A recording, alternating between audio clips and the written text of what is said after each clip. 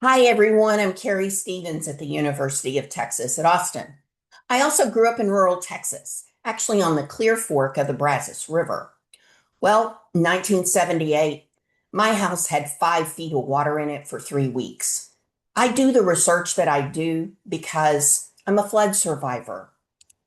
Let's talk today about one of the biggest challenges we have, and I won't have all the answers for you today, is really bridging that gap between the technical and engineering processes that we have with flood data and models and gauges, and then how we let people know what to do when a flood happens.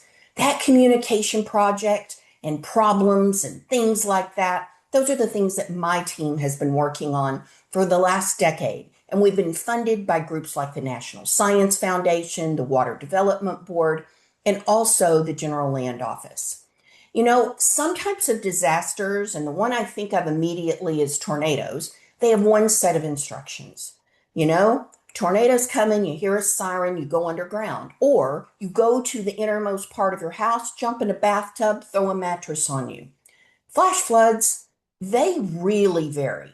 They vary with your location, the direction the flood's coming, so many different variables. Sometimes evacuation is not your safest route. Let me tell you about a study my team is working on right now. We're interviewing people in the hill country of Texas, and we've done 25 interviews so far. We've looked at over 300 pages of text, and what we're trying to do is uncover what worked. What are the good human decisions that were made so that we can learn from those? You know, it's an interdisciplinary project. I have engineers on board, computer scientists, and we're looking at the built environment like buildings. We're also looking at the river and we're looking at human decisions. Some of the early findings I can share with you are that there's a lot of issues with warnings and alerts. And, you know, one of the fundamental ones are, I don't have to tell you this, you know, there are a lot of areas around Kerr County where there's spotty cell service, especially if you have certain carriers.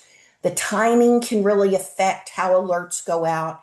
And then whether or not people have a plan ahead of time also can affect this. One of the things we're finding that I think is really important is a concept I'm calling go tell.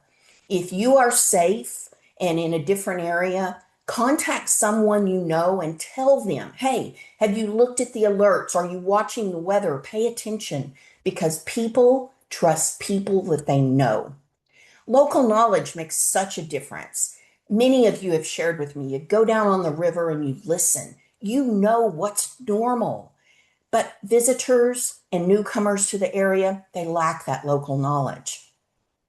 The evacuation and planning decisions, they really vary a lot by an individual, where they're located, and the organizations. One group where I've seen a lot of promising work so far is with our caretaking organizations. Those organizations have emergency action plans, emergency response plans, and they do drills and exercises just like our first responders do. You know, the key takeaway is if we're going to tackle flood communication, we need to be planning. We all need a plan. And in our plan, we need lots of different contingencies. In the moment, the best thing might not be to evacuate. It might be to run up the hill behind your house. But having ideas of what you're going to do can make such a tremendous difference if we're going to communicate about flood risk effectively in the Texas Hill Country. Thank you all so much for your time, and I look forward to seeing if we can solve some of these challenging issues together.